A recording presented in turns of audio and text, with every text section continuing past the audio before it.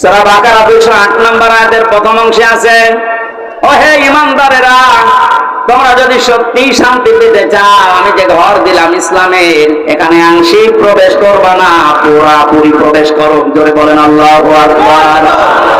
ঘরে প্রবেশ করে যদি দেখেন জ্বালানা নেই, থাকতে পারবেন? আরামে ঘুমাবেন, দরজা বন্ধ, জ্বালানা দিয়ে চুরি হয়ে যাবে।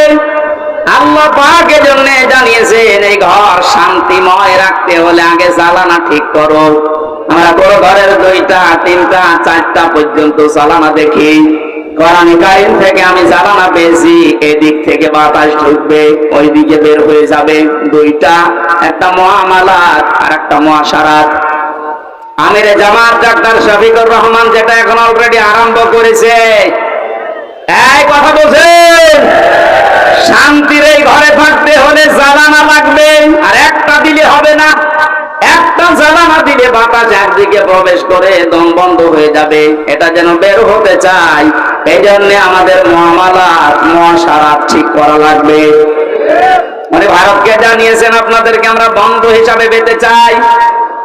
চীনের রাষ্ট্রদূত সেদিন যে প্রশংসা করেছেন, জালেমরা তো নেই, অনেক মুনাফিক এখন চলে যাচ্ছে। কত বিচক্ষণ লোক আপনি জানেন। আমি ছিলাম তার সাথে 4 দিন, বাস্তবতা দেখেছি। লোকটার মাথা না, এটা একটা ম্যাগনেট। আপনি 20 বছর পরে যেটা বুঝবেন, আল্লাহ ওনাকে 20 বছর আগে ওইটা বোঝার মতো তৌফিক দিয়ে দিয়েছেন। ওনার যে স্যাক্রিফাইস, ওনার যে বিচক্ষণতা, যে তাওয়াক্কুল ভেতরে আছে, আর যে ইখলাস নিয়ে উনি কাজ করে, আমার আল্লাহ মনে হয় এই কারণে ওনাকে আস্তে আস্তে তুলে দিচ্ছে।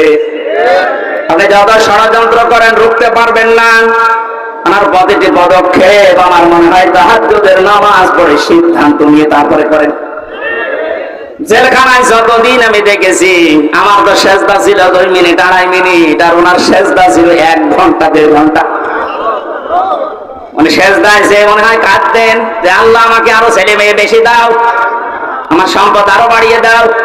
কি করেছে 1 ঘন্টা 1.5 ঘন্টা সেজদায় বসে বসে। এমন এমন কিছু উনি এই যে বছরের পর বছর জেল খাটার মাধ্যমে চেয়েছিলেন, আমার আল্লাহ ওই চাওয়াগুলো জিনিস এখন আস্তে আস্তে ওনাকে দিয়ে দিচ্ছে। জালেমরা বিদায় নিয়েছে, মুনাফিকদেরকে বলবো আপনি থামেন, পারবেন না। কারণ ওনার যে মুআমালাত, ওনার যে মুআশারাত, যে বিচক্ষণতা। কোথায়? কুষ্টিয়ায় 3 জন হসপিটালে ভর্তি আছে। কুষ্টিয়ার জেলা আমির জানে না, উনি আছে কক্সবাজারে। ওখান থেকে জেলা আমিরকে কল দিয়ে বলছে 3 জন আপনার জেলায় হাসপাতালে কিছুক্ষণ আগে অ্যাক্সিডেন্ট করে পড়ে আছে, আপনি কোথায়? বলেন তো তার দূরদর্শিতা কত দূর। এরকম একটা জেলা না 64টা জেলা বাংলাদেশে।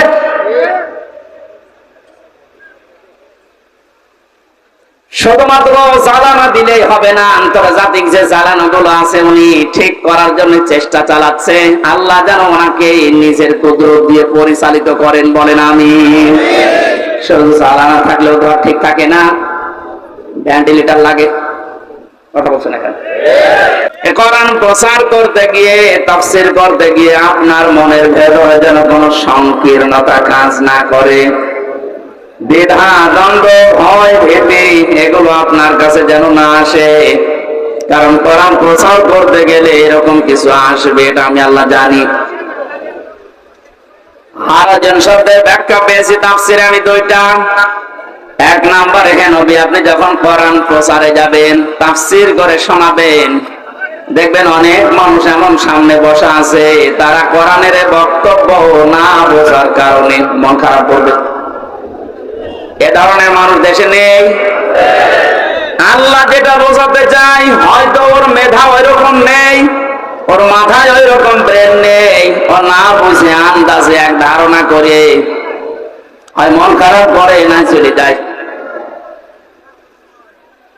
2 নম্বরে, আবহমান কাল থেকে এই পৃথিবীতে এমন এমন নিয়ম নীতি ইসলাম মনে করে মানুষ পালন করছে, যেটা আসলে ইসলামে নেই।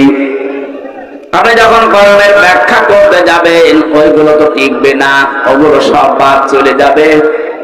এতদিন যারা ইবাদত মনে করে ওটা পালন করছে, জীবনেও তারা আপনার কথা শুনবে না। আন্দাজে তখন আপনার প্রতি খারাপ ধারণা করবে, তখন বলবে এরা আল্লাহর ওলি মানে না, এরা পীর বুজুর্গ মানে না।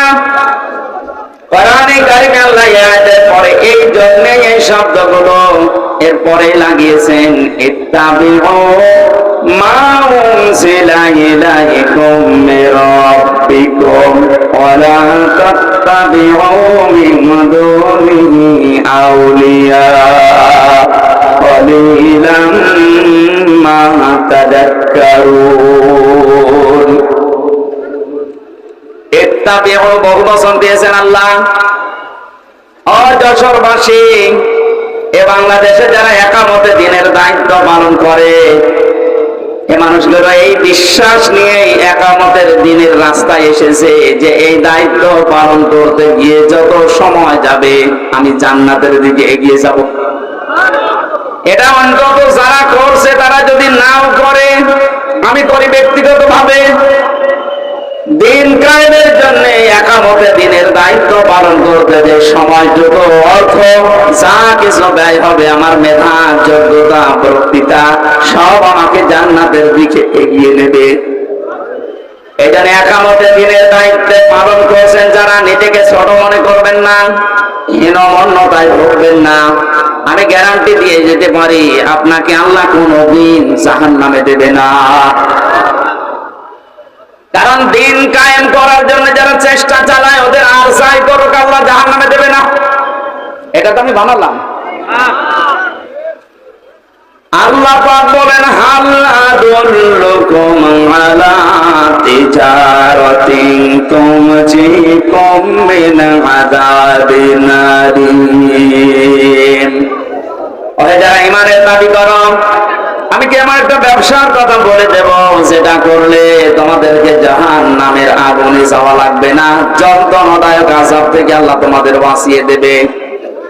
এই ব্যবসার কথা বলতে গিয়ে আল্লাহ যে সমস্ত জিনিসের নাম দিয়েছেন তার 3 নাম্বার এইটা।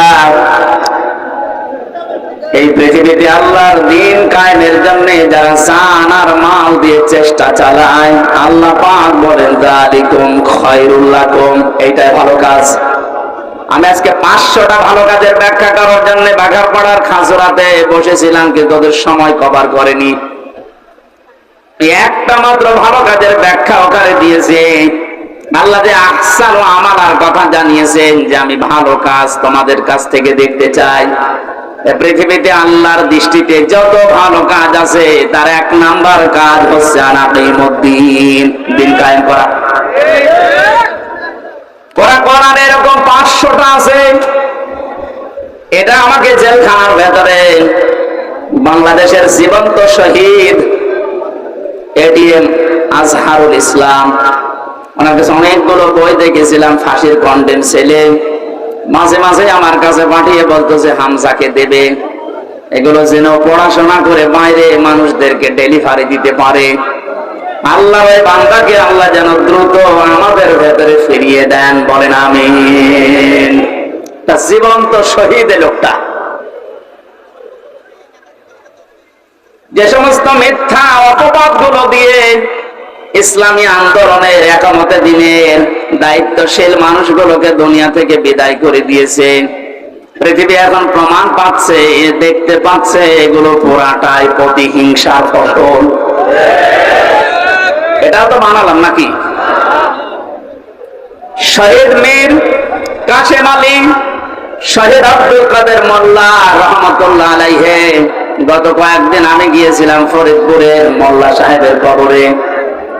আমি ছোট থেকে বড় পর্যন্ত যতগুলো মানুষের সাথে ওই গ্রামে মিশেছি, প্রত্যেকটা মানুষ বলছে না যাকে ফাঁসি দেওয়া হয়েছে এটা ওই কসাই কাদের না, ইনি আব্দুল কাদের মোল্লা। গোলাম আওলা রনি সাহেব ওনার সাথে জেলে ছিলেন। রনি সাহেব এসে পৃথিবীর মানুষকে জানিয়েছে, মোল্লা ভাই আমাকে জানিয়েছে রনি বাইরে যদি যেতে পারো, আমি তো আর যেতে পারলাম না, পৃথিবীর মানুষকে জানিয়ে দিও আমি কিন্তু কসাই কাদের না, আমি আব্দুল কাদের মোল্লা। যে অভিযোগে আমাকে অভিযুক্ত করে দুনিয়া থেকে ওরা বিদায় দিচ্ছে, আল্লাহর কসম আমি এই দোষে দোষী না। উনি কেন বলবে? আমি নিজেও তো বলছি। আমাদের 3টা বছর জেলে রেখেছিল, কয়েকদিন আগে আমার এই মামলা পুরা ওরা ঢিসমিস করে দিয়েছে, একেবারে বেকসুর খালাস দিয়েছে। তাহলে আদালত থেকে প্রমাণ পেয়েছে যে আমি নির্দোষ, আমার কোনো দোষ নেই। কথা বলে না কেন? এই যে মোবাইলটাও 3 বছর পরে ফেরত দিল, তন্ন তন্ন করে খুঁজেছে। এটা গ্রামের বাড়ি থেকে শুরু করে একেবারে যেখানে থাকি আমি, আকিস গ্রুপে ছিলাম, প্রত্যেকটা জায়গা চোলচেরা বিশ্লেষণ করে এই 3টা বছরের পর মাত্র 5-6 দিন আগে আমাকে আদালত বলেছে আপনি মুক্ত, কোনো দোষ আপনার পেলাম না। আমি আদালতে মনে হয় বলতে গেলাম যে আমার আদালত, এই 3টা বছর তো আপনার কাছে আমার মামলা ছিল, এতদিন পর্যন্ত তো বললেন না যে না এ মামলার কোনো মাল ম্যাটারেস নেই, কি দেখে বিচার করব, এখন বলছেন কেন? উনি এটাই বলতো যে হুজুর কিচ্ছু করার নেই, আমার হাত বাঁধা। কি বাঁধা? বলেন বলেন। এদেশের 1628টা চেয়ার আছে, এই চেয়ার না, 1628টা চেয়ারের 1627টা চেয়ারে হাত বাঁধা ছিল, শুধু একটা চেয়ারের হাত খোলা ছিল।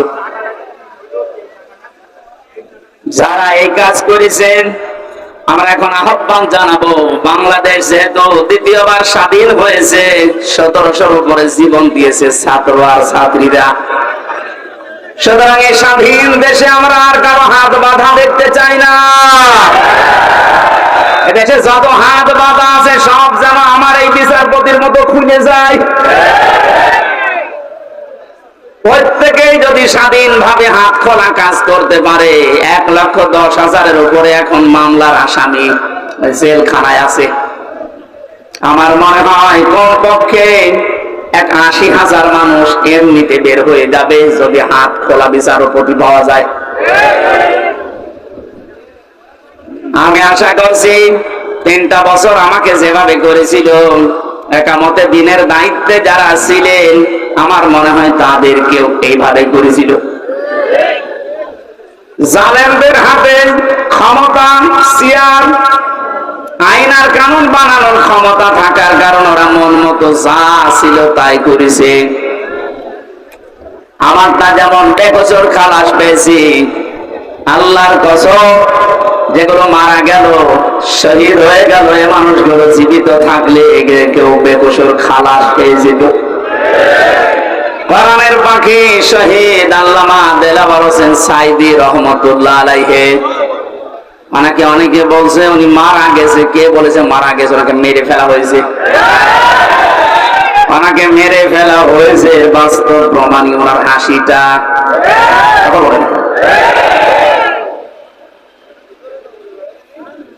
আমি নিজে আমার বাবার যা আছে, আমার যা আছে, যদি ইসলামের খুঁটিনাটি বিষয়গুলো আমি মেনে জান্নাতে যেতে পারতাম, কসম খোদার জীবনও আপনাদেরকে আমি দিন কায়েম করা লাগবে এই ঝামেলাপূর্ণ কথা বলতাম না। এটা যে কত বড় যন্ত্রণা! আল্লাহ যেহেতু একটা বেহু দিয়েছেন যে সবাই মিলে অনুসরণ করো, সবাই মিলে ইত্তেবা করো, একজন করলে হবে না, এই জন্যই তো আমরা সবাইকে নিয়ে অনুসরণ করতে চাই। সুখবর একটা আছে, বাংলাদেশে ইসলামী দল যতগুলো আছে প্রকাশ্য শিরক এবং বেদাত যারা করে এরা বাদ দিয়ে অন্তত আল্লাহ একজন আছে, কেবলাকে কেবলা বলে মানে, এইরকম কিছু নিয়ম নীতিতে যারা কাউকে শরীক করে না, কাউকে বিশ্বাস করে না আল্লাহ বাদে, এ মানুষগুলো দেখলাম আজকে সব এক হওয়ার জন্য ঐক্যবদ্ধ হচ্ছে।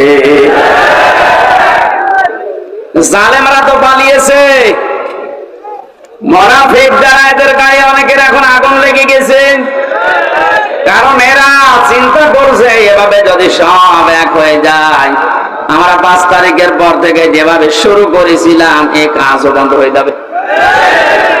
ওরা বুঝে ফেলেছে।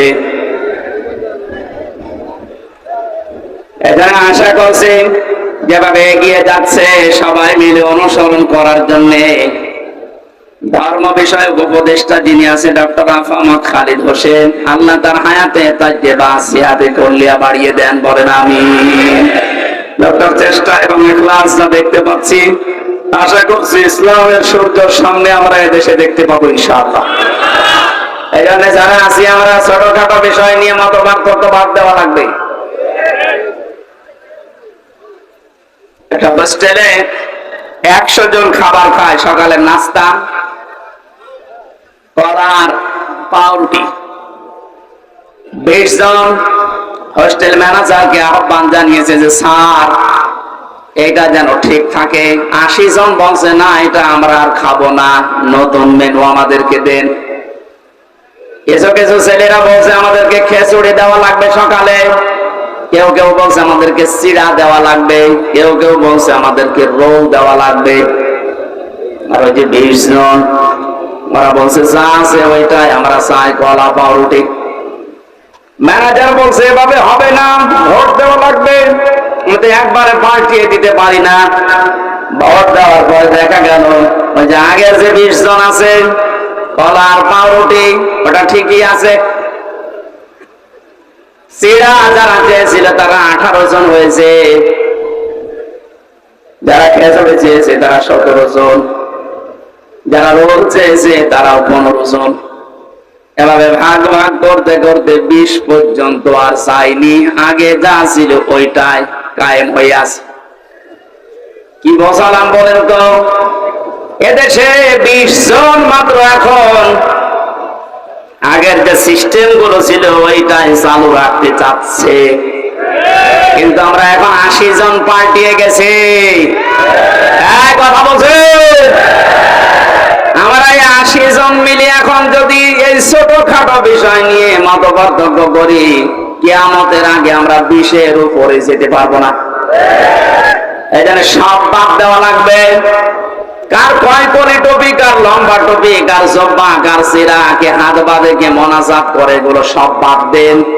আল্লাহ একজন আছে, রাসূল আমার নেতা, এই বিশ্বাসে যারা বিশ্বাসী তারা আমরা এখন 80 জন। আরো জোরে আমরা কোনো বিষয় নিয়ে আর সামনে ঝামেলা যেন না করে। 80 জন যদি ঠিক থাকতে পারি, ভোট যদি 80টা এক জায়গায় পড়ে, ওরা তো 20 জন চালিয়ে আসছে আগে থেকে, কিয়ামত পর্যন্ত ওরা আর বাড়বে না, কারণ আমাদের বরদোয়া লেগে আছে। রাব্বিলা তাদার আলাল আরদি মিনাল কাফিরিনা দাইয়ারা ইন্নাকা ইমতাদারুহুম ইয়াদুল্লু ইবাদাকা ওয়ালা ইয়ালিদু ইল্লা ফাজিরান কাফফারা। বলেন আল্লাহু আকবার। হযরত নূহ দোয়া করেছিলেন, মাবুদ বহু চেষ্টা চালিয়েছি 9.5 বছর 900 বছর ধরে, এ মানুষ ভালো হয়নি, তোমার কাছে আমি শেষ পর্যায়ে বরদোয়া দিলাম, এদের আন্ডা বাচ্চা পর্যন্ত যেন জমিনে না থাকে, কারণ যেইটা থাকবে ওইটা দিয়ে তোমার বান্দাদেরকে গোমরা বানাবে।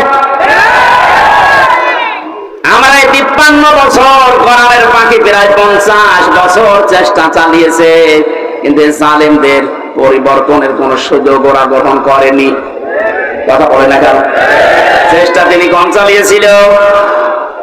অধ্যাপক মতিয়ার রহমান চেষ্টা চালিয়েছে, বহু কায়দায় উনি বুঝিয়েছে আপনাদের, কিন্তু 20 জনের যে অবস্থা, ও সারা জীবন কলা পাউরুটি যাবে। এই কথা বলছে না? 80 জন আমরা পরিবর্তন হয়ে এই পর্যায়ে এসেছি, আর ওরা সেই 20 জনই আছে, ও কিয়ামতের আগে আর পাল্টাবে না। কেন পাল্টাবে না? খাতামাল্লাহু আলা কুলুবিহিম ওয়া আলা সামিইহিম ওয়া আলা আবসারিহিম গিশাওয়া ওয়া লাহুম আযাবুন আযীম।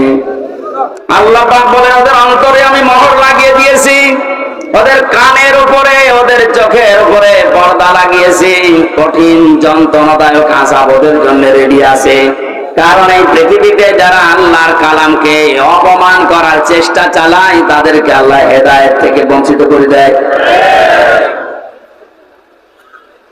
হযরত আব্দুল্লাহ বিন মাসউদ রাদিয়াল্লাহু তাআলা আনহু কোরআনে কারিমের সূরা রহমান নাযিল হওয়ার পর বিশ্ব নবীকে জানিয়েছিলেন, হে নবী, আমার অনুমতি দেন আমি কাবার চত্বরে একটু তেলাওয়াত করি।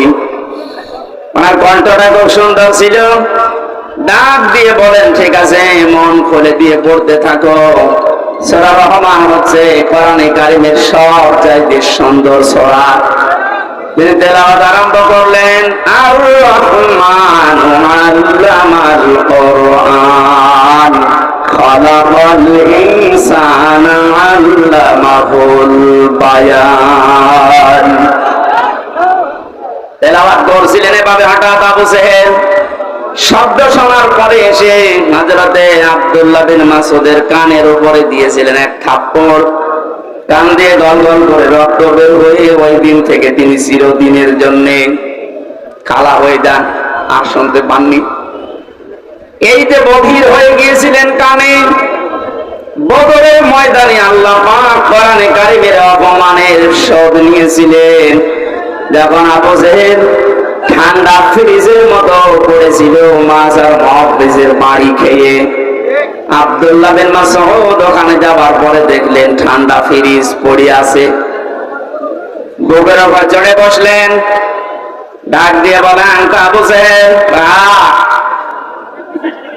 তোমাকে আমি সময় দিলাম, এখনো পর্যন্ত মুহাম্মদ রাসূলুল্লাহর কালেমাটা মেনে নাও। আমি নবীর কাছে সুপারিশ করব, বিশ্ব নবী তোমারে মাফ করে দেবে।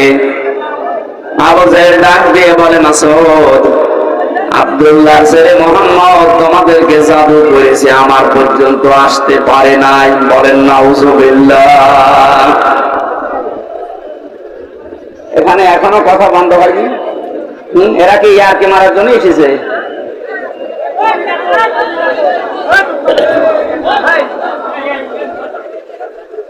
আমার ভাইরা, হযরত আব্দুল্লাহ বিন মাসউদ দৌড় দিলেন নবীজির রওজার কাছে। তারপর ভেতরে দেখেন বিশ্ব নবী মুহাম্মদ রাসূলুল্লাহ হাত তুলে মোনাজাতে লিপ্ত আছে। তিনি দেখলেন মোনাজাত যখন চলছে, আমি আরেকবার যাই। যারা পড়ে আছে এখনো মরে নাই, ওদের ভেতরে গিয়ে দেখলেন আবু জেহেল এখনো খাবি খাচ্ছে। ডাক দিয়ে বলে, তোরে সময় দিয়েছিলাম, আরেকবার দিলাম, বল। ও আবার একই কথা জানিয়েছে। তিনি আরেকবার ঘোড়া দিয়ে এসে বললেন, বল। এবার আরেকটু বাড়িয়ে বলেছে, আব্দুল্লাহর গোলাম মুহাম্মদ তোমাদেরকে জাদু করেছে, আমার পর্যন্ত আসতে পারে নাই। ওরা আমি এখনো যদি পাই এখনো টুকরা টুকরা করব। হযরত ইবনে মাসউদ বললেন, না, এতক্ষণ তোরে সময় দিয়েছিলাম, আমি আর সময় দিলাম না। তুই যখন মুহাম্মদ রাসূলুল্লাহর উপরে এই দাবি তুললি, তোরে আমি শেষ করে দেব। তরবারি বের করে গলার ভেতরে লাগিয়েছেন। আবু জেহেল ডাক দিয়ে বলে, মাসউদ, কি করবি এখন? আলাদা করব। ওই সময় বলেছিল আলাদা করবে, কর, আমার গলাটা একটু বড় করে কাট, দেশের মানুষ যেন দেখে বোঝে যেটা নেতার মাথা। মরে যাচ্ছে, তার তেজ কমছে না। আমার মনে হয় এই দেশে 5 তারিখের পরে অনেক আবু জেহেলকে আমরা এখনো পর্যন্ত দেখতে পেয়েছি, পাচ্ছে, মরে যাচ্ছে, তেজ কমছে না। খাতামাল্লাহু আলা কুলুবিহিম, আল্লাহ কলবের উপরে মেরে দিয়েছেন একেবারে মোহর। এর ভালো হওয়ার কোনো পরিবেশ নেই। ইবনে মাসউদ চিন্তা করলেন, এর মাথাটা যদি নবীজির তাবু পর্যন্ত নিয়ে যেতে পারি, নবী আমার জন্য দোয়া করবেন। তিনি মাথা ধরে টানলেন, 2 হাত দিয়ে দেখে নড়ে না। চিন্তা করলেন, মাথা এত ভারী হয়ে গেল কি করে? কাছে যে রশি ছিল, তরবারি দিয়ে কানের ছিদ্রি একটা, ওর ভেতরে বান্ধন দিয়ে তিনি টানতে আরম্ভ করলেন। দেখে না, নড়ে না। কি মাথা এত ভারী হয়ে গেল কি করে? 2 কান ছিদ্রি করলেন, 2 কানের ভেতরে রশির অগ্রভাগ 2টাই ঢুকিয়ে যখন সুন্দর করে বাঁধন দিয়ে অপর ভাগ ধরে টান দেওয়া আরম্ভ করলেন। এবার মাথা নড়া আরম্ভ হয়েছে। চিন্তা করেন, এতক্ষণ পর্যন্ত মাথা টান দিয়েছি, নড়ে না, এখন নড়ছে কোন কারণে? আল্লাহ রাব্বুল আলামিন বোঝাতে চেয়েছেন, মাসউদ, আমার কোরআন কাবার সামনে তেলাওয়াত করার কারণে এই লোকটা তোর কানের উপরে থাপ্পড় দিয়ে একটা কান নষ্ট করে দিয়েছিল। আমি আল্লাহ আজকে তোর হাতে ওর দুইটা কান নষ্ট করে দিয়ে প্রতিশোধ নিলাম। পরকালে কি করবো এটা আমি আল্লাহ জানি। আমি যেটা বোঝাতে চাচ্ছিলাম, এই পৃথিবীর ময়দানে কোরআনে কারিমের গায়ে যারা হাত দেয়, অপমান করার চেষ্টা করে কোরআন কেন্দ্রিক কোন বিষয়ের সাথে, আল্লাহ পাক কিন্তু দুনিয়াতে তাদের শাস্তি দিয়ে দেখিয়েছেন। কুমিল্লায় মন্দিরে যারা দেবতার পায়ের কাছে কোরআনে কারিম রেখেছিলেন, আজ কিন্তু ধরা পড়ে যাচ্ছে। দশ ছাপিয়েছে ইসলামী আন্দোলন যারা করে, একামতের দিন যে এরা করেছে, দুনিয়া উল্টিয়ে যাবে। কখনো একামতের দিনের কোন নেতা কর্মী দেবতার পায়ে কোরআন রাখবে আমি বিশ্বাস করি না। ওরা হেফাজত ইসলামের উপরে চাপাতে চেয়েছিল যে কোরআন এরা মে মাসের 5 তারিখে আগুন লাগিয়েছে। এটা এখন প্রমাণ হচ্ছে আগুন দিয়েছে কে? আপনাদেরকে হেদায়েত থেকে বঞ্চিত করে দিয়েছে আল্লাহ এমনিতেই না, প্রমাণ এইটাই। কারণ কোরআনের উপরে যারাই হাত দেয় তাদের কপাল আল্লাহ নষ্ট করে দেয়। আমার ভাইরা, আমরা সবাই মিলে অনুসরণ করব। কারণ হচ্ছে আমি একা একা অনুসরণ করার কথা আল্লাহ এখানে দেননি, বহু বচন দিয়েছেন। এজন্য সবাইকে নিয়ে অনুসরণ করতে চাচ্ছি। কিন্তু যাদের কপালে কোরআনের কারণে মোহর মারা আছে, এই 20 জন কলা পাউরুটি যারা চেয়েছে ও মরণ পর্যন্ত ওইটাই চাইবে। ওরা চাইতে থাক, আমরা তো এখনো 80 কয়জন? 80 বলেন, বলেন আরো জোরে বলেন আর একবার। 80 জন যদি এবার ভুল করেন, 20 কিন্তু আবার আসবে। ভুল করা যাবে? বলেন, একটু মিলিয়ে দেখেন তো কোথায় 80 আর কোথায় 20। এরপরও আমরা পারি না, কারণ আমরা কেউ 18, কেউ 17, কেউ 15, কেউ 14। আর ওরা যেহেতু আবহমান কাল থেকে আসতেছে 20। আমরা আর এই 17, 18, 19-এ থাকবো না, আমরা এখন 80 হয়ে যাবো ইনশাআল্লাহ। সময় যেহেতু সামনে আসছে, আমরা 80 হবো না 20 থাকবো ইনশাআল্লাহ। এটা করতে হলে সবাই মিলে আজ অনুসরণ করা লাগবে আল্লাহ যেটা দিয়েছে। তার নাম কি? বলেন, বলেন। আল্লাহ পাক আয়াতের পরবর্তীতে জানিয়েছেন, ওয়ালা তাত্তাবিউ মিন দুনিহি আউলিয়া। কোরআন বাদ দিয়ে পৃথিবীর কোন ওলি আল্লাহর অনুসরণ করার দরকার নেই।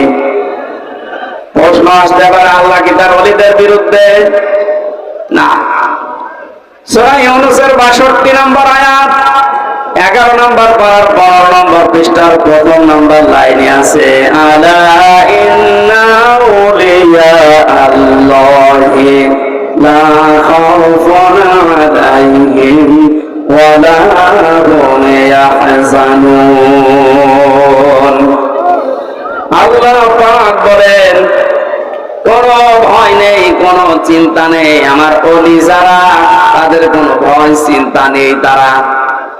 তাদেরকে সতর্ক করলাম, সুসংবাদ জানালাম, এদের ব্যাপারে তোমরা সাবধান থাকবা, এদের ভয় চিন্তা নেই।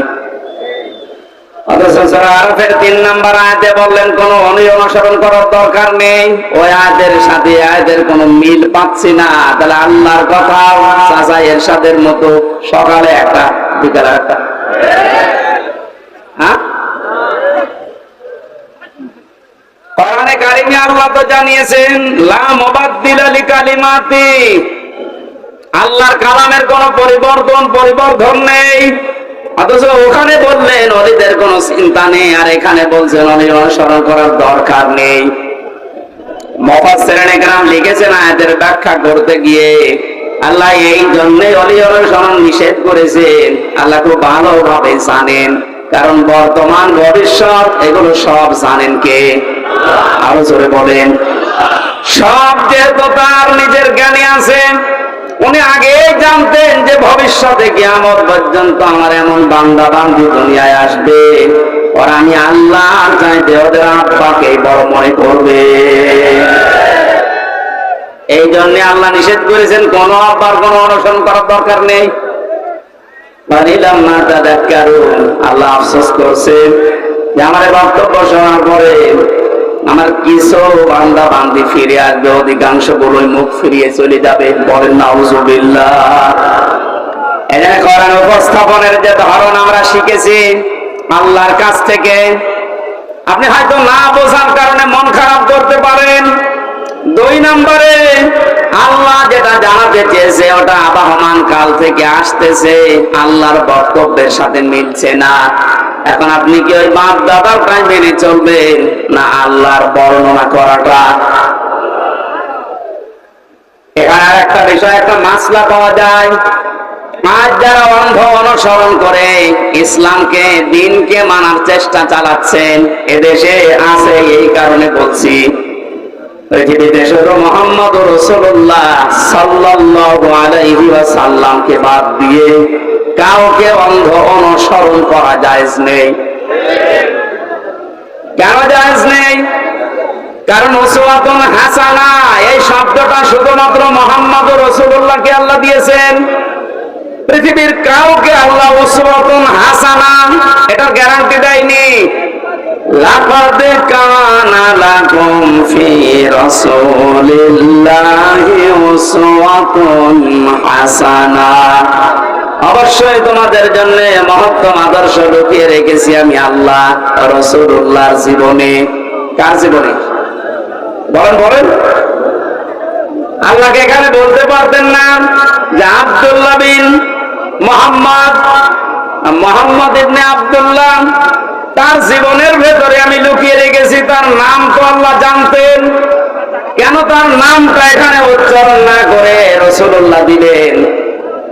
কারণ তিনি মুহাম্মদ রাসূলুল্লাহ এই শব্দটা পেয়েছিলেন নবী হওয়ার পর থেকে।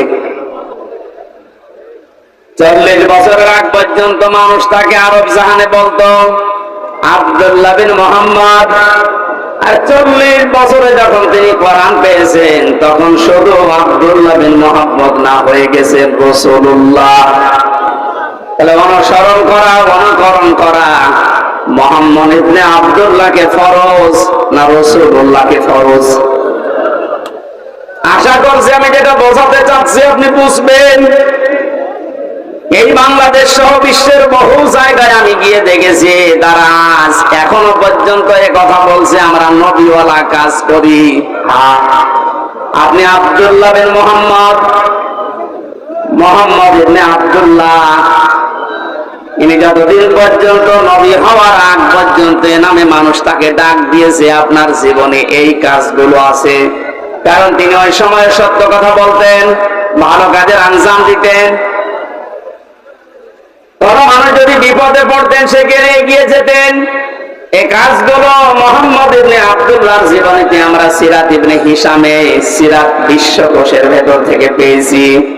কিন্তু তিনি যখন রাসূলুল্লাহ হয়ে গেছেন তার আপন চাচা আবু লাহাব পর্যন্ত জানের শত্রু হয়ে দাঁড়িয়েছে। এই বাংলাদেশ সহ বিশ্বে আজ যারা বলেন আমরা নবীওয়ালা কাজ করি না, আপনি মুহাম্মদ ইবনে আব্দুল্লাহর কাজ করেন। রাসূলুল্লাহ নবীওয়ালা কাজ যদি কেউ দাবি করে, উনি যেমন রাসূল হওয়ার পর থেকে 63 বছর, এই 23 বছরে 82 বার টার্গেট হয়েছিলেন ইহুদিদের, আপনি অন্তত 82 বার না হলেও 2 বার তো হবেন। আপনাকে ইহুদি খ্রিস্টান মুশরিক সবাই ভালোবাসে, সবাই ভালো বলে, বুঝতে হবে আপনার কাজ এখনো রাসূলুল্লাহর কাজ হয়নি। এটা আমাদের অনুসরণ করা দরকার এখন থেকে। আর মুহাম্মদ ইবনে আব্দুল্লাহ না রাসূলুল্লাহ? আরো জোরে। আল্লাহ রাব্বুল আলামিন রাসূলুল্লাহকে অনুসরণ অনুকরণ করার তৌফিক আমাদেরকে যেন দান করেন, বলেন আমিন। এখানে অনুসরণ করার জন্য 27টা পয়েন্ট আমি পেয়েছি তাফসিরে। বিশ্ব নবীকে অনুসরণ করা লাগবে এই কারণে قل إن كنتم تحبون الله فاتبعوني يحببكم الله إلى آخر آية সূরা আলে ইমরানের 31 নম্বর আয়াতে আল্লাহ জানিয়েছেন, হে নবী, মানুষকে আপনি কথা বলেন যদি আল্লাহকে ভালোবাসিয়ে দাবি তারা করে, তারা যেন আপনার অনুসরণ করে। শব্দের দিকে খেয়াল করেন, ফাত্তাবিউনি, আমার অনুসরণ করো। এখন এই অনুসরণটা মাস্ট বি করাই লাগবে 1 থেকে 40 না 40 থেকে 63। এই সহজ কথাগুলো আপনি বুঝতে চান না, খালি ফতোয়াবাজি করেন কেন বলেন তো? 1 থেকে 40 বছর পর্যন্ত পৃথিবীতে কেউ যদি মুহাম্মদ ইবনে আব্দুল্লাহকে না মানে অনুসরণ না করে সে জান্নাতে যাবে না, একটা হাদিস দেখান। কোরআনের একটা আয়াত বলেন। কিন্তু মুহাম্মদ ইবনে আব্দুল্লাহ থেকে যখন রাসূলুল্লাহ হয়ে গেছেন, আমরা সবাই এখানে জানি উনি রাসূল হয়েছিলেন কত বছর বয়সে? আওয়াজ বলেন, বলেন। 40 থেকে 63, কত? এই 23 বছরের 1 সেকেন্ডও যদি কেউ না মানে সে কাফের। কত নতুন করে বানানো লাগবে? আল্লাহ কোরআন জানিয়েছে রাসূলুল্লাহকে অনুসরণ করা মাস্ট বি ফরজ। ওমা আতাকুমুর রাসূল, আল্লাহ কিন্তু ওমা আতাকুম মুহাম্মদ ইবনে আব্দুল্লাহ দেননি। শব্দগুলো একটু খেয়াল করে পড়তে পারেন না? ওমা আতাকুমুর রাসূল, তোমাদের কাছে রাসূল যা নিয়ে এসেছেন হাফিজুহু, ওটা আঁকড়িয়ে ধরো। ওমা নাহাকুম আনহু ফান্তাহু ওয়াজআনহু, মারজা রাসূলুল্লাহর দিকে, তোমাদেরকে রাসূলুল্লাহ যা নিষেধ করে ওইগুলো ছেড়ে দাও। আত্তাকুল্লাহ, আল্লাহকে ভয় করো। ইন্নাল্লাহা শাদীদুল ইকাব, অবশ্যই আল্লাহর আযাব বড় কঠিন। এবার আসেন তো আয়াতের মূল শিক্ষায়।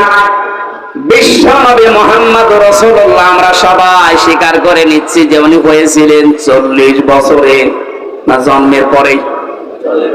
আরো জোরে বলেন। উনাকে অনুসরণ করা লাগবে কি মুহাম্মদ ইবনে আব্দুল্লাহ হিসাবে না রাসূলুল্লাহ হিসাবে? রাসূলুল্লাহ হিসাবে অনুসরণ করলে এখানে ফাত্তাবিউনি দিয়েছেন। আল্লাহকে ভালোবাসিয়ে দাবি যদি করে থাকো, এখানে ইহুদি, খ্রিস্টান, বৌদ্ধ 4500 ধর্মের লোকেরা আছে। প্রত্যেকে তার দেবতা বলেন, ভগবান বলেন, গড বলেন, যাই বলেন, সবাই কিন্তু বোঝাতে চায় কাকে? বলেন বলেন। কিছু রূপক জিনিস হয়তো তারা বানায়, কিন্তু আসল কিন্তু আল্লাহ। আপনি হিন্দুদের বিপদে পড়লে দেখবেন রূপক যে 12 মাসে 13 পূজা করে, 33 কোটি দেবতা ওদের, একটা রূপক পূর্ণ বিশ্বাস ওদের নেই। ওদের বিশ্বাসও একজন আছে। আমার অনুষ্ঠানগুলো ভারতে বেশি থাকতো আগে, 17, 18, 19 সালে আমি ভারতেই বেশি ছিলাম। দেখেছি ওই সমস্ত জায়গায় বিপদে পড়লে হিন্দু ড্রাইভার আমার যে চালিয়ে নিয়ে যেত কলকাতায়, ও বেটা হিন্দু মানুষ, ভগবানকে ডাকা বাদ দিয়ে বিপদে পড়লে, চরম বৃষ্টি যখন, তখন বলছে ওপরওয়ালা একজন আছে। আমার বাস্তব জীবনে আমি দেখেছিলাম চরমনায়, বরিশালে যখন ছোটবেলায় যেতাম, ওই সময় তো ব্রিজ ছিল না, নৌকায় যাওয়া লাগতো, লঞ্চে যাওয়া লাগতো। একবার ওঠার পরে দেখি বিশাল ঝড় উঠেছে। আমরা যারা মুসলমান পড়ছি লা ইলাহা ইল্লাল্লাহ, লা ইলাহা ইল্লা আনতা সুবহানাকা ইন্নী কুনতু মিনাজ জালিমিন। সামনে দেখলাম দাদা আর দাদি বসে আছে হিন্দু, ওরাও পড়ছে লা ইলাহা ইল্লাল্লাহ। বললাম দাদা, চেহারা দেখে মনে হচ্ছে অন্য ধর্মের, মুসলমান হয়েছে কবে? বলছে না, মুসলমান হয়নি, কালেমা পড়লেন। যে ঝড় উঠেছে ও কালী দুর্গার কাজ না, আল্লাহ লাগবে। ওরাও জানে যে একজন আছে, কথা বলেন ঠিক কিনা? যে যে ধর্মে তার নতুন নতুন রূপক অর্থে বানিয়ে নিয়েছে, কিন্তু আসল একজন আছে, এ কথা সবাই যেহেতু বলছে, আল্লাহ এই কথাই জানাতে চাচ্ছেন, তোমরা যারা বলো আল্লাহ তোমাকে ভালোবাসি, তোমাকে আমরা মহব্বত করি, আল্লাহ বলছেন এই কথার দাবি পূরণ করার জন্য ফাত্তাবিউনি, আমার রাসূলের অনুসরণ করা লাগবে। কি করা লাগবে? এবার আমার প্রশ্ন এখানে যারা জ্ঞানী মানুষ তাদের কাছে, এই অনুসরণ কি আংশিক না পূর্ণাঙ্গ? আরো জোরে বলেন। আজ এই বাংলাদেশ সহ বিশ্বের বহু মুসলমানেরা, আমি যে সিঙ্গাপুর, মালয়েশিয়া কয়েকটা রাষ্ট্র ঘুরে আসলাম এই 15-20 দিন আগ থেকে, বাস্তবতা দেখেছি হাজার হাজার লক্ষ লক্ষ আমাদের মতো মুসলমান আংশিক কিছু মানা কিছু অনুসরণের মাধ্যমে ওরা মনে করছে আমরা নাজাত পেয়ে যাব, অথচ ফাত্তাবিউনি, আমার অনুসরণ করো। আমরা সবাই স্বীকার করছি অনুসরণ আংশিক না, এটা পূর্ণাঙ্গ। নাকি আংশিক? পূর্ণাঙ্গ অনুসরণ করবেন আপনি। এখন অনুসরণ যখন আরম্ভ করবেন, আল্লাহ বলেন ওয়াগফির লাকুম যুনুবাকুম, দুইটা জিনিস আমি দেব। এক নম্বরে জীবনের যত অপরাধ আছে, জামবন্যা দিয়ে যুনুব বহু বচন দিয়েছেন, আপনি যদি অনুসরণ করা আরম্ভ করেন, আপনার জীবনে দুইটা পুরস্কার আল্লাহ দেবে। যত গুনাহ ছিল পেছনে সব আল্লাহ রাসূলের অনুসরণের কারণে মাফ করে দেবে। দুই নম্বরে আল্লাহ পাক যদি কাউকে মাফ করে দেয়, তার জন্য বানানো জান্নাত দেবে। এ কথা মানেন তো? এবার আসেন আমার মূল শিক্ষাটাই। এই বাংলা সহ বিশ্বের যত মুসলমানেরা আজ আমরা আংশিক অনুসরণ করে মনে করছি যে না আমরা আল্লাহর ভালোবাসা মহব্বত পেয়ে গেছি। আপনি হয়তো নামাজে রাসূলকে মানেন, রোজাতে রাসূলকে মানেন, হজ করতে গিয়ে রাসূলের অনুসরণ মতো হজ করেন, যাকাত দিতে গিয়ে রাসূলুল্লাহর অনুসরণ করেন, বিশ্ব নবী যে বিচার করেছিলেন কোরআন দিয়ে সেইটাই আপনি আর রাসূলকে মানেন না, তখন মেনে নিয়েছেন ব্রিটিশকে। আরো আসতে বলেন, আপনার অনুসরণ কি আংশিক হয়েছে না পূর্ণাঙ্গ? আংশিক অনুসরণের মাধ্যমে আল্লাহর মহব্বত ভালোবাসা পাওয়া যাবে না, আর আল্লাহর মহব্বত যদি পাওয়া না যায় জান্নাতও যাওয়া যাবে না। কারণ আল্লাহ ইউহিব্বুকুমুল্লাহ দিয়েছেন, এটা মজারে বর্তমান ভবিষ্যৎ, প্রেজেন্ট ফিউচার। কোন মানুষ যখন পূর্ণাঙ্গ অনুসরণের জন্য সিদ্ধান্ত নিয়ে লেগে পড়বে, আল্লাহ পাক বলেন আমিও তাকে ভালোবাসা শুরু করব। এখানে কত জ্ঞানী মানুষ আছেন, আপনার বিবেকের কাছে আপনার আমার প্রশ্ন, আপনার শরীর থেকে শুরু করেন, 3.5 হাত বডি, আপনার পরিবার, আপনার সমাজ, আপনার রাষ্ট্র, আপনার আন্তর্জাতিক নীতি তাকান, সব জায়গায় অনুসরণ যদি পূর্ণাঙ্গ আপনি না করেন, আল্লাহর কোরআন বলছে আপনাকে আল্লাহ এখনো ভালোবাসা আরম্ভ করে নাই। তাহলে এই আয়াত অনুযায়ী বাংলাদেশে হাজার হাজার পীর আল্লাহর ভালোবাসা এখনো পায়নি। বেশি বলে ফেললাম? আশা করছি আমি যেটা বোঝাতে চেয়েছি এখন থেকে আর অপূর্ণাঙ্গ না, আমরা পূর্ণাঙ্গ অনুসরণ করতে চাই রাসূলুল্লাহকে। আজকের আমার তেলাওয়াত কিন্তু আয়াত ওইটাই, সূরা ইউনূস 25 নম্বর আয়াত, কোরআনে কারীমের 10 নম্বর সূরা, এটা 11টা রুকু আছে, 109টা আয়াত আছে, মক্কায় নাযিল হয়েছে। একটা আয়াত আর একটা আয়াতের আংশিক পড়েছি, আল্লাহ রাব্বুল আলামিন জানিয়েছেন। এবার আমি তাফসীর আকারে শুরু করছি, জবান করে পড়েন আউযু বিল্লাহি মিনাশ শাইতানির রাজীম, বিসমিল্লাহির রহমানির রহিম,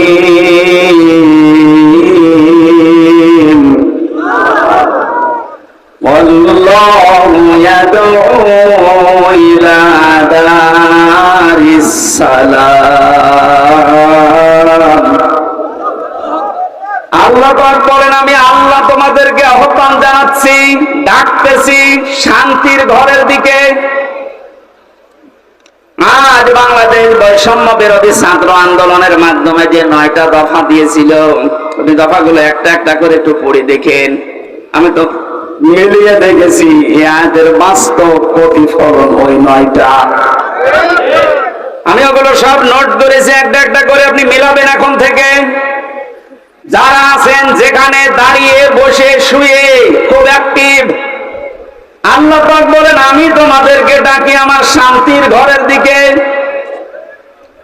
তাম বাংলাদেশের এই ৫৬,০০০ বর্গ মাইল মনে করেন একটা ঘর। এটা কি? আর জোরে বলেন। আল্লাহ যে ঘরের দিকে ডাকতেছে ওই ঘরের নাম জান্নাত। ওই ঘরের নাম কি? ৮টা জান্নাতের যে দরজা আমরা নাম শুনি, জান্নাতের দরজা ৮টা না ১০০টার উপরে আমি কোরআনে পেয়েছি। এ বিষয়ে একটা বইও লিখেছিলাম ওই সময়, যে জান্নাতের স্তর ১০০টা, তার ভেতরে দারুস সালাম একটা দরজার নাম। দারুস সালাম মানে শান্তির বাড়ি বা ঘর। আল্লাহ পাক এখানে ডাক দিয়েছেন যে তোমরা শান্তির ঘরে প্রবেশ করো। এই পৃথিবীর মানুষ যেটা উদাহরণ দিলে বসে বেশি, আমি ওইভাবে সেট করেছি। বাস্তবে আমরা দেখি একটা ঘর যদি কেউ বানাতে চায় বসবাসের জন্য, শান্তি পাওয়ার জন্য, ইসলাম শব্দটা এখানে আল্লাহ দিয়েছেন দারুস সালাম। সালাম সিলমুন, এখান থেকে ইসলাম, এর শাব্দিক অর্থ হচ্ছে শান্তি। কিন্তু কেউ যদি সুখ পেতে চায়, এর আলাদা একটা আরবি শব্দ আছে রাহাতুন। রাহাতুন মানে সুখ। রাহাতুন মানে কি? ঘরের ভেতরে মানুষ সুখ পাওয়ার জন্যই প্রবেশ করে। এই যে এখান থেকে সারাদিন সারা রাত মানুষ কর্মজীবন শেষ করে যখন বাড়িতে যায়, ঘরে প্রবেশ করার সঙ্গে সঙ্গে একটা অজানা শোক আপনাকে ঘিরে ধরে। মানে একটা টের পান না, বাইরে যতক্ষণ আগে ততক্ষণ একটা আতঙ্ক কাজ করে, একটা ভয় ভয় কাজ করে। অথচ ঘরের ভেতরে ৪ দেওয়াল দিয়ে যেটা আটকানো, কি আছে ওর ভেতরে, ওখানে গেলে একটা আলাদা শান্তি, ওই ভয়টা আল্লাহ যেন দূর করে দেয়। কথা বলেন ঠিক কিনা?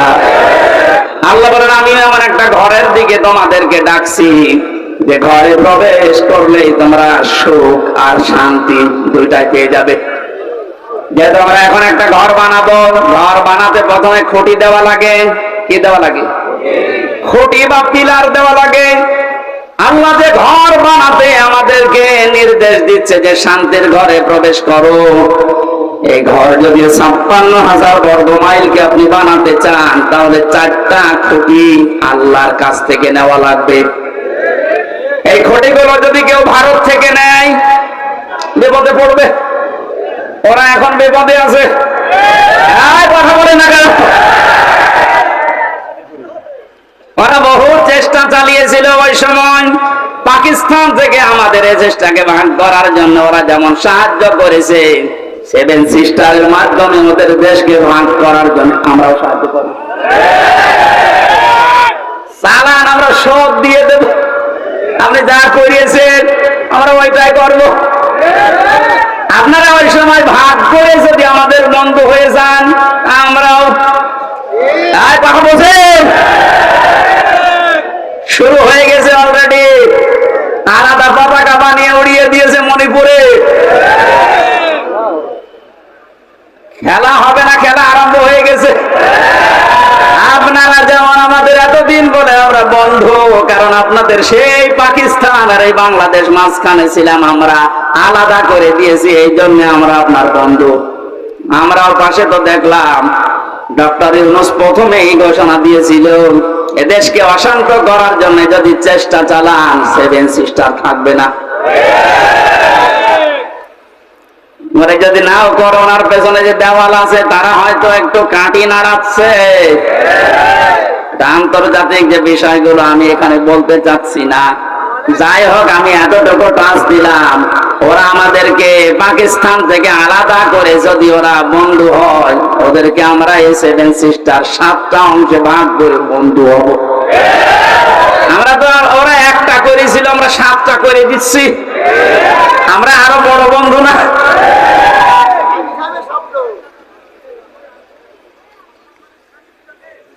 যশোরবাসী এবার খেয়াল করেন, না আমরা শুধু ভারত থেকে না, চীন থেকে না, রাশিয়া থেকে না, আমেরিকা না, কারো কাছ থেকে খুঁটি নিতে চাই না। আল্লাহ যে খুঁটি দিয়েছে শান্তির ঘর বানাতে, আমরা ওই খুঁটি নেব। আমার কথার অর্থ বোঝার চেষ্টা করেন, খুব খেয়াল করে শুনবেন। আমি কোরআনে কারীম থেকে পেয়েছি, এক নম্বরে আল্লাহ পাক বুনিয়াল ইসলাম আলা খামসিন শাহাদাতি আল্লাহ ইলাহা ইল্লাল্লাহ। এই যে হাদিসটার ভেতরে 5টা বিষয় আছে, তার 4টা খুঁটি আমি সেট করেছি। নামাজ, রোজা, হজ আর যাকাত, এই 4টা খুঁটি মজবুত ভাবে গেড়ে দেওয়া লাগবে। খুঁটি থাকলে হয় না। ঘরকে শান্তির ঘর বানাতে হলে বেড়া দেওয়া লাগে। কথা বলেন না কেন? কোরআনে কারীম থেকে আমি বেড়া বের করেছি 4টা। এক নম্বরে বেড়া, এক নম্বরে বেড়ার নাম হচ্ছে রাজনীতির বেড়া। এটা যেহেতু চলছে এখন দেশে, এটা পরিষ্কার করা লাগবে। 4টা বেড়া দিতে হয়, চারদিকে দেওয়াল দেওয়া লাগে। এক নাম্বার দেওয়াল তুলতে হবে রাজনীতির দেওয়াল। এটা অলরেডি আরম্ভ হয়ে গেছে এখন। যেহেতু আমরা শান্তির ঘর চাই, আর পৃথিবীতে শান্তির ঘরের দেওয়াল দিতে হলে রাজনীতি, এটা লেনিনের কার্ল মার্ক্সের না, রাজনীতি নেওয়া লাগবে রাসূলুল্লাহ।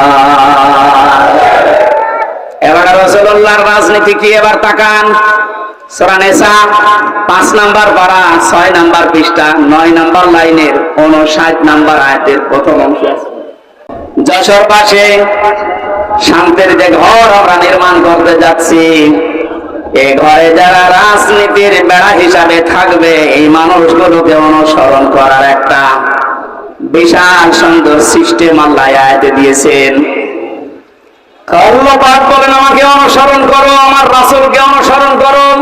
তোমাদের ভেতরে যারা রাজনীতি করবে, নেতা হবে, নেতৃত্ব দেবে, তাদেরকে অনুসরণ করবা। কিন্তু শিক্ষা হচ্ছে আতিউ, এই শব্দটা এটা একটা ফেল, এটা ভাব, এটা ক্রিয়া। এটা আল্লাহ নিজের নামে আর রাসূলের নামে দিয়েছেন, কিন্তু উলিল আমর যারা রাজনীতি করবে, নেতৃত্ব দেবে, নেতা হবে, তাদের আগে দেননি। বাংলার মুসলমানেরা, এমন একটা ঘর যে তোমরা নির্মাণ করতে যাচ্ছি, যে ঘরে প্রবেশ করলে কোনো ভয় থাকবে না, কোনো চিন্তা থাকবে না। বলেন বলেন, এমন একটা ঘরে আমরা যেতে প্রবেশ করতে ইচ্ছা করছি বা প্রবেশ করব বলে আশা করছি, যে ঘরের ভেতরে, ঘরের এরিয়াতে গেলে কোনো চিন্তায় থাকবে না। ঘরের পাশে যে যদি ছিনতাইকারী ধরে, ঘরের ভেতরে যারা বসবাস করছে, ওরা দা নিয়ে, খন্তা নিয়ে, বটি নিয়ে, কথা বুঝতেছে, বাড়ির ভেতর থেকে এসে ছিনতাইকারীকে এই ঝিনাইদার সাবেক এমপির মতো টুকরা টুকরা করে ফেলবে। আমার মনে হচ্ছে এরা না বুঝে চিল্লাচ্ছে না, আমি জানি এরাও বুঝে ফেলেছে। শান্তির যে ঘর আমরা বানাতে যাচ্ছি, প্রবেশ করতে যাচ্ছি যে সিস্টেম গুলো দিয়ে, রাজনীতির এই বেড়া দেওয়ার জন্য, দেওয়াল দেওয়ার জন্য আমাদের সামনে যারা আসবে রাজনীতি করতে, এই বেড়া দেওয়ার আগে দেখতে হবে আল্লাহ রাসূলকে মেনে চলে কিনা। এই জন্য আতিউটা আল্লাহ উলিল আমর রাজনীতি নেতাদের আগে দেননি। এখন থেকে সিদ্ধান্ত নিয়ে বাড়ি যাবেন আজকে। এই বেড়াটা যেহেতু সামনে দেওয়া লাগবে শান্তির ঘরে, সুতরাং আল্লাহ রাসূলকে যদি আমার বাবা হয়েও মেনে না চলে, ওই বাবাকে আমি ভোট দেব না। আমার আত্মীয় না, দূরের মানুষ, ও যদি আল্লাহ রাসূলকে মেনে চলে, ওর দ্বারা দুনিয়া এবং আখিরাতে আমার কাজ হবে। এটা কাজ হবে ওর দ্বারা, এটা আমি বানালাম। বলেন সূরা নিসা 5 নাম্বার পারার 10 নাম্বার পৃষ্ঠার 12 নাম্বার লাইনের 85 নাম্বার আয়াতে আছে, মাইয়াশ ফাশাফাতান হাসানাতাই ইয়াকুল্লাহু নাসীবুম মিনহা ইলা আখির আয়াত। দলিলগুলো লম্বা করছি না, গরমে আমার ভেতরে ঘেমে যাচ্ছে, জন্য তাড়াতাড়ি করছি। দুনিয়ায় যারা একটা ভালো কাজে সুপারিশ করবে, ভোট দেবে, রায় দেবে, সমর্থন জানাবে, ওই লোকটা চেয়ার পাওয়ার পরে যে ভালো কাজ করে সওয়াব পাবে, আপনি শুধু এই রায় দেওয়ার কারণে একই সওয়াব পাবেন। যেই লোকটা এই কাজ করে আমাকে উপকার করছে দুনিয়া এবং আখিরাতে, সে যদি আমার দোলা ভাই না হয়, আমার বাবা না হয়, ও যদি আল্লাহ রাসূলকে মেনে চলতে পারে ওকে আমি সমর্থন জানাবো, সাপোর্ট করব, সুপারিশ করব। কারা এই মতের সাথে রাজি আছেন দেখি লিল্লাহি তাকবীর।